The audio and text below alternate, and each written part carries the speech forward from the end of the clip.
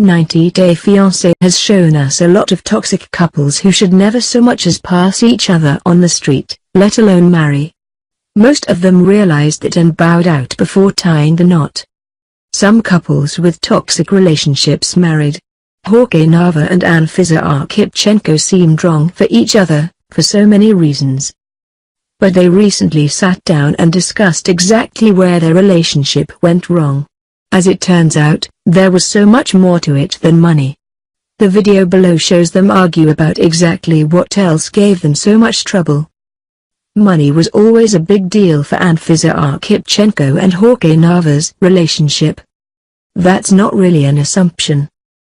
Jorge was a wealthy American who became infatuated with Anfisa thanks to Instagram.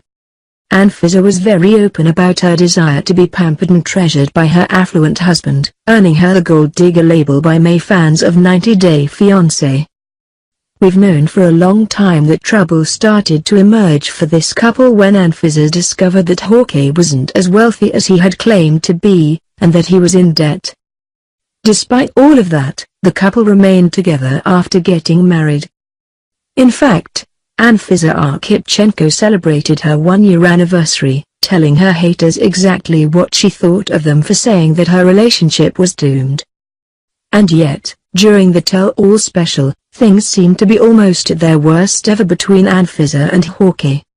During one of the portions of the 90-Day Fiancé Tell-All special that we didn't get a chance to talk about, because there was so much, Anfisa and Jorge pretty much went off on each other from separate couches. Jorge and Anfisa had broken up prior to the tell-all and, strangely, it wasn't domestic violence or finances that had been their last straw, but a fight between Jorge's sister and Anfisa. As you'll see in the video below, Jorge claims that Anfisa seemed to change for the worse, in terms of her attitude towards him and their relationship, after he paid for her to get a boob job.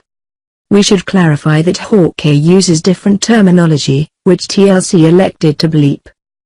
It gets worse and, though Jorge accuses Anfisa of cheating on him, he comes across sounding like the bad guy. Jorge Nava accuses Anfisa of cheating. How does he claim to know this?